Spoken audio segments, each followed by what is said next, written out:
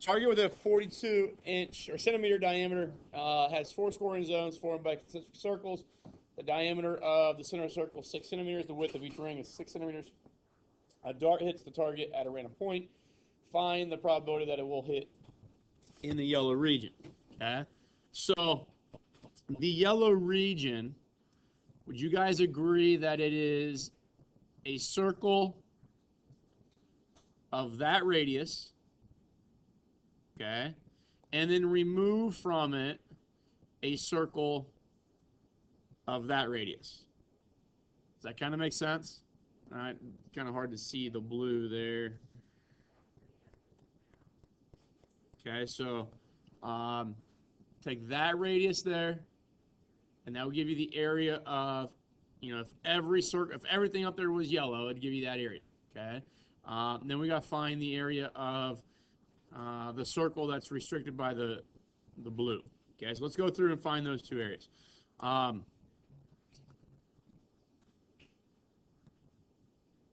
So I'm just going to write area of yellow circle. So that would be this outer edge of the yellow and then everything inside that. Okay. So what would the radius? So it says the diameter of the center is 6 centimeters. Okay. So they're saying that is 6 centimeters. And then they're saying each ring also has a width of 6 centimeters. So how big would that radius of the yellow circle be? We got 6 plus 6 plus 6 plus 6 would be 24. Okay, so the radius is 24. We would square that and multiply it by pi, right?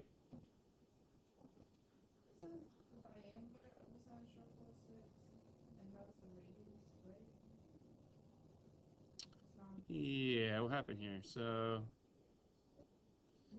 I see where I made a mistake.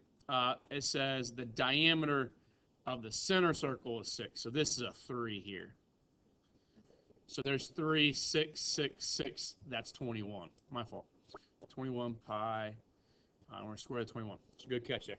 And another way of finding that, obviously, is to you took half the 42, right? And that's the diameter, so half that would be 21. So now I want to find the area of the blue. Area of the blue circle. So that is going from, again, the center of the white out to there, right? Okay, so I'm trying to find out what the area of that would be. So that we said this would still be 3, and then each of these rings are 6. So what's that give me for a radius? 15, right? So 15 squared times pi would be the area of all the stuff that's blue. So here's the idea. If everything here was blue, okay, we'd be taking that, so that 15 squared pi, it's 225 pi, would be everything that's blue. Does that make sense? Okay. The 21 squared pi, that would be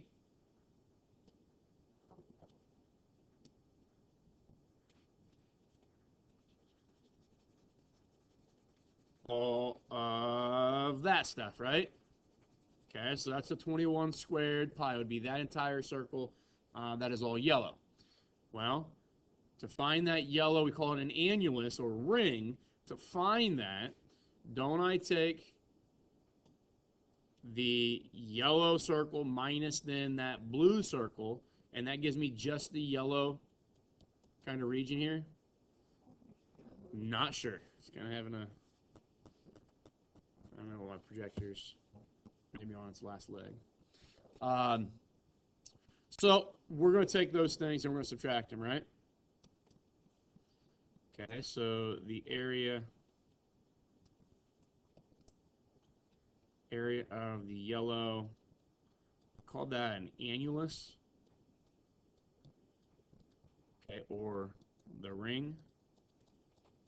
Okay, it's going to be the difference in those two things, right? So it'd be 21 squared pi minus 15 squared pi. So that gives me, so 21 squared is 441. So 441 pi minus 225 pi. And 441 minus 225 ends up being 216. So we get 216 pi. And that's just the area of everything that's yellow. I mean, just yellow right now. Does that make sense? So it's just that ring. But my my arrow or my dart can hit anywhere on this target, right? Anywhere on the target. And the target is defined as from there to there. Okay? So that would be the 21 squared pi, wouldn't it? So I'm going to divide that by 441 pi.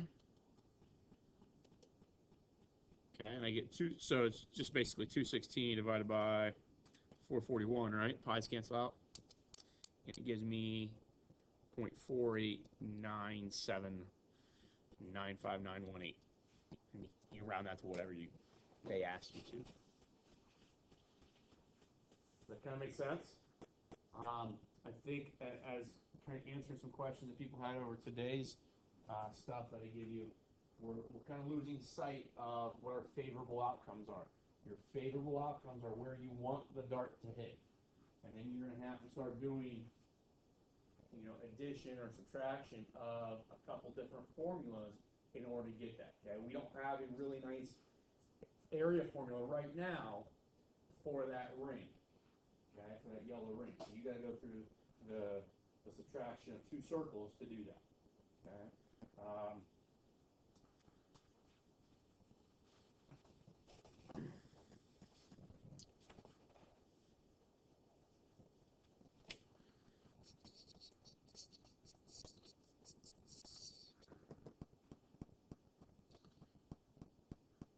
Well, there's something. Huh? It says arc the liner. It's just my tablet. Down low battery. If I were to ask, so that was what, 40 probability of yellow, 48%, right? Okay. Is there any way, so that's landing in anything that's yellow up here, is there any way that these regions could all be likely equal to occur if they're all the same width? See what I'm saying here? What would be the probability of the blue? Is that going to be less or greater than 48%? It's going to be less than 48%, right? Okay. And then the probability of landing in the red is going to be less than the probability of landing in blue, right? And then as I land in the white, that's going to be even lesser than everything else.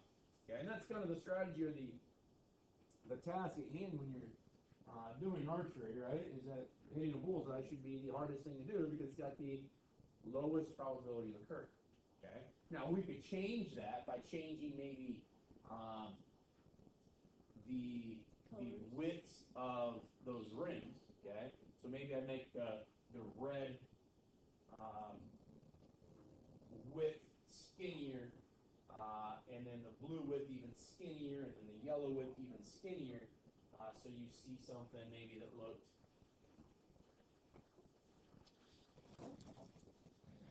so maybe that's your white one, and then maybe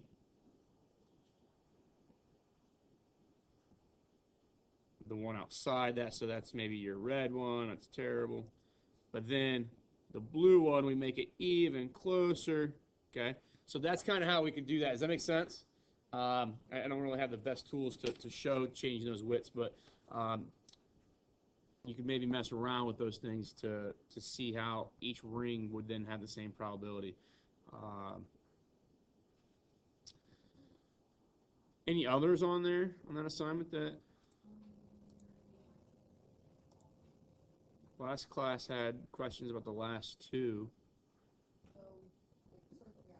Okay. So when we look at these 2, let me zoom in here. Yeah. Okay, so we will know, and I structure this question to ask you 3 things. The area of the purple, okay? I think I then asked you, no, yeah, area of the purple, which is the circles, the area of the rectangle, and then there were two probabilities that I asked. So area of the rectangle, and then I asked what's the area, what's the probability of hitting purple, and then probability of hitting white, which we know is equal to the probability of not purple. So that might help us answer that.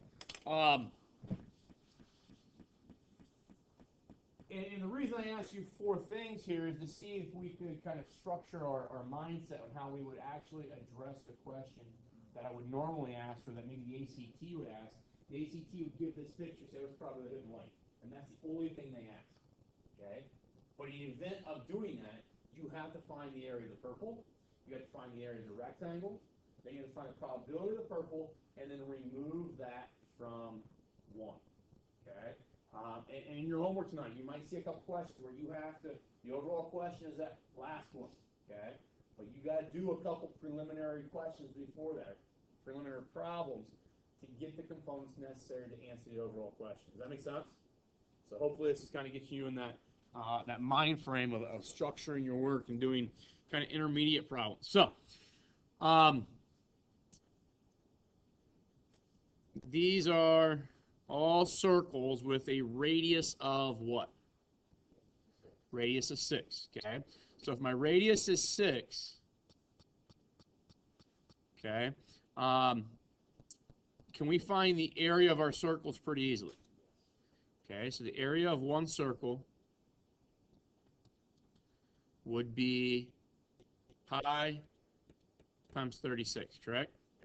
That would be the area of maybe that circle right there. Okay. Well, this circle here is going to be 18 pi, isn't it? It's half of this one. Isn't this one going to be 18 pi as well? So do you see how we really have two circles here? I just kind of slice them up and reposition them. And one of those circles has an area of 36 pi, so anything that's purple is going to have an area of 72 pi. Does that make sense? Okay. Now, I think the part that people struggle with the most is not necessarily that, but how can I take that information to find the dimensions of the rectangle? And the reason I made these radii the way they are is because I want you to realize that you can move these radii anywhere you want to, right? Can I take the radius from here and go straight over to that point where those two things are tangent?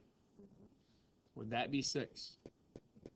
Okay, can I do the same thing from there to there, and that be 6? And the same thing from there to there, 6. Same thing from there to there, 6. So what then would be the dimension of that rectangle right there? 24. What would be that dimension right there? 12. So the rectangle's area is going to be 24 times 12, which turns into 288. Okay. Now, probability of hitting purple would be what? It'd be favorable outcomes. So what are our favorable outcomes? What number is representing our favorable outcomes here? 72 pi. Okay. And what number is representing total outcomes? 288. Okay. So when I do that work, see what 72 pi looks like, divided by 288, gives me about 0.7854, rounded to the 4 decimal places. Okay. So then the question is, well, what's the probability of hitting the white region? Okay, well, the white region is everything else, right? And when we think about the everything else idea, it's the complement, right?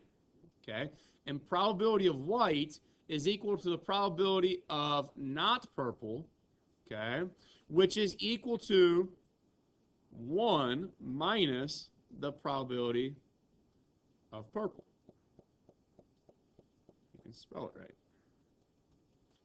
Okay, so I can go 1 minus 0.7854, and it gives me 0.2146. And that would be the probability of being a white region. Okay? And that is where you have to use the complement idea there. Or maybe it's a good approach because those white regions, I don't have a formula for those areas, right? So we got to do a little bit of work with some known formulas to get that white. Okay? You could also say, because some people might have did this, they might have said, well, the area of the white is equal to 288 minus 72 pi over, yeah, I don't know what that's all about. So 288 minus 72 pi, that would be the area of the white. Would you guys agree with that? Okay. And then divide that by the overall would be 288. Okay. My question is, okay, can I rewrite this as 288 over 288 minus 72 pi over 288? If I have a fraction like this, a common denominator, can I work my way backwards and actually pull that apart into two fractions? Well, what's 288 divided by 288? That's 1, right?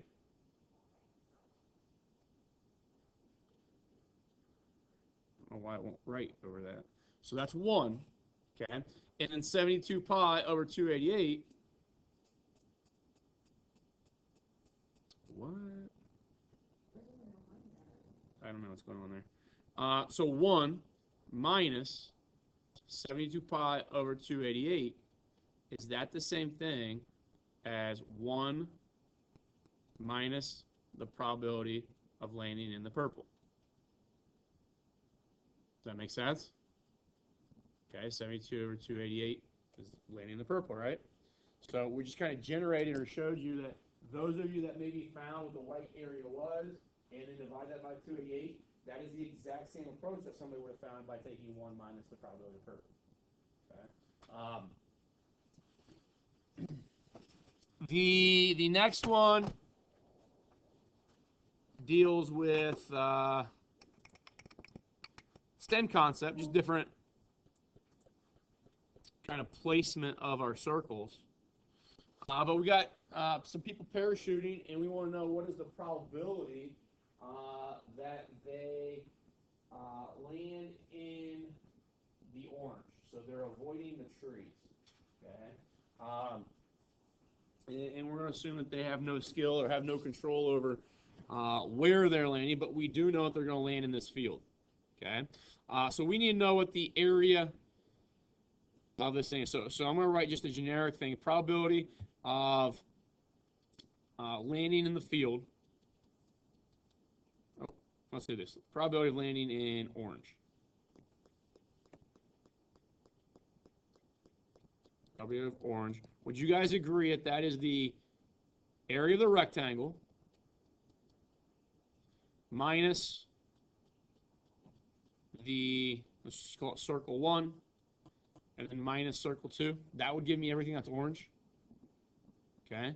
And then I'm going to divide it by anywhere that I could land. I can land in the entire rectangle, right? And part of that rectangle could be those circles. I could land anywhere in that spot, or that region. Is that okay with everyone? So let's go through and see if we can figure out these values. All right, so probability of orange, which would be avoiding the trees, would be the area of the rectangle. So what is the area of the rectangle? 8,000 meters squared minus, what's the area of that circle right there? 64 pi, good. And now what's the area of that circle? 25 pi. So there is the orange region. Okay, so it's the rectangle, and then you cut out those two regions, and that will give you everything that's orange. We're going to divide that by anywhere that I could land. Well, anywhere that I could land would be the entire rectangle, which is 8,000, right? Okay with everybody? Okay. So I can go ahead and evaluate that 8,000 minus 64 pi minus 25 pi. Hit enter. Divide by 8,000. It gives me 0.96504. Okay, 97, whatever. And I think they ask you one decimal place. Percentage as one decimal place. So here's something to think about. I need to change this to 96.50497%, and now round that to one decimal place. Does that kind of make sense to everybody? So it's actually asking you to look at that 5 and see how we change that 5. So 96.5%, which hopefully you guys make the argument. And looking at that picture now, it's not the scale, but I've got a pretty good chance of landing in the orange, right? Okay. If I compare the areas of the orange and compare the areas of the circles areas are very small compared to 8,000. Another way of doing this, okay? Could I write that the probability of avoiding the trees, okay, is 1 minus the probability of hitting the trees? And now the area of hitting, or the probability of hitting a tree would be favorable areas. So I want to hit a tree, so that would be 64 pi and 25 pi added together, right? Those would be the areas of the trees. Okay, divide that by 8,000, so that would be the probability of landing in a tree. Well, if I take that 1 minus that, okay, that's going to equate to this thing, because 1 minus this is 1. Can it be written as 8,000 over 8,000? Minus then 64 pi plus 25 pi over 8,000. Is that equivalent to 8,000 minus, now it's subtracting a quantity, so it becomes 64 pi plus 25 pi like that in parentheses over 8,000. Apologize for writing over things here, but let's see if I can. Nope, won't do that. This is minus 64 pi and then minus 25 pi, right? Does that give me the same thing as this right here? All right. So you can do either approach, and they should give you the same answer each way. And hopefully that little demonstration shows you that they are the same thing. They are the same approach. Algebraic. That complement idea, guys, is maybe not something that we use a lot in here, or it might not save us a lot of time right now. But there are questions throughout probability as you move on to other classes and maybe start talking about combinations and permutations. And you just start doing kind of some nasty kind of scenarios. And if they ever ask you, well, what's the probability of not that scenario, which might be almost impossible algebraically to find, you can find the probability of that scenario and then subtract it from 1, and that'd be much easier. Okay? Does that make sense? Okay. Or, if I say, what is the probability of not choosing an ace out of a deck of cards, it might be hard to do that. Okay? And think about how big that would be. So it'd be like 48 out of 52. Okay? Because there's 48 cards that are not aces, right? Well, it might be easier for some people to think, well, there's 4 aces, so we got a probability of 4 out of 52 of picking an ace. So 1 minus 4 out of 52 gives me the 48 out of 52 that I need. Okay? And so that logic of a probability of something and then 1 minus the probability of that something equaling the probability of not that something is useful. Okay? Sometimes hard to, the probability of something equaling 1 minus the probability of something equaling the probability of not something. That's kind of hard to think about, and a lot of stuff that maybe writing it down is very useful to open your eyes to. But that's the purpose of the complement.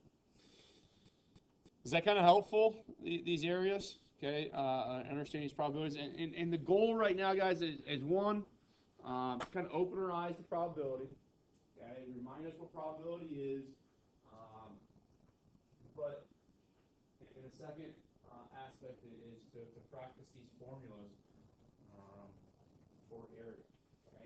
And realizing that a lot of times when we're trying to find areas, they're probably not going to be really nice kind of form-fitting areas. You might have to do some manipulating of several formulas to get an area that you're interested in. Can you show me, please? I mean, like, how much it costs? Okay, I'll do it. There you Let's see here. It's the one where it's like ZB and it's like ZM. Okay, yeah. This is a good one for everyone to see. Says points M and N are on ZB, with M and Z, or M between Z and N, where ZM is 5, NB is 4, ZB is 20. A point ZB is chosen at random. What's the probability the point is on MN? If I read that without even pausing or anything about that, that's kind of nasty to think about, okay? Draw a picture, okay? Points M and N are on ZB. So we know ZB is some segment, right? And the way we've defined segments and name them is that Z and B have to be the endpoints, right? Now it says M and N are on there, okay? Now, the question is, where does M show up in relation to N? Okay, so if I put M there, and I put maybe N right there, that would be a different question than if I put them like this. Does that make sense? So that's why it tells me that M is between Z and N. So M has to be kind of like that. Does that make sense? So you go Z, M, N, B. And you can space them out however you want to. I mean, obviously, give you some numbers here to maybe you can make it to scale, but it's not really necessary. It says ZM is 5. So that distance is 5. It says NB is 4. And Z to B is 20. So the whole Z to B is 20. So does that make this 11? Yep. And now it says, what's the probability that point is on MN? Well, it's the 11 out of 20, because 20 is my total possibilities. Okay, where you see that if you put M and N like this, okay, and now they say Z to M is 5. Let's see if we can do this. They say Z to M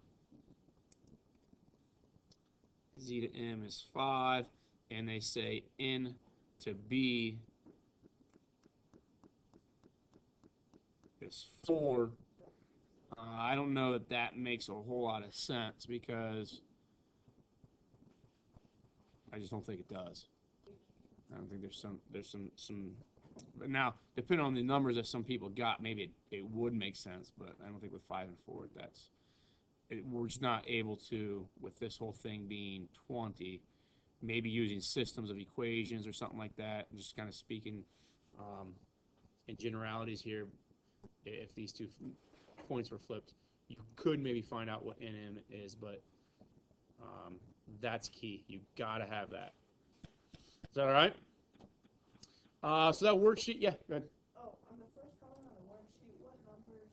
Okay, yeah, there's one that says, so on that worksheet number 17. 6 is 8 meters. Yeah, so the 6 and the 8 are the side lengths of that rectangle. The 10 that's down there in the bottom left-hand corner, that is the diameter of that circle. Okay, so that, I don't know, that's kind of a silly way for them to show that. But, work through that. There's 23, I think, is going to challenge you a little bit. 5 is going to challenge your algebra a little bit. 5, you should get a numerical quantity for that. Okay? Even though as you work through the individual probabilities, you don't have numerical quantities for each probability. But as you start comparing things, you do. Some we'll talk about a little bit more detail tomorrow. But the rest of those, I think you should be pretty well versed in being able to get those done. We'll review and tie up any loose ends tomorrow with this chapter. And then on Wednesday, you'll have chapter 10 test. And on Thursday, we'll start chapter 12. Last chapter we do.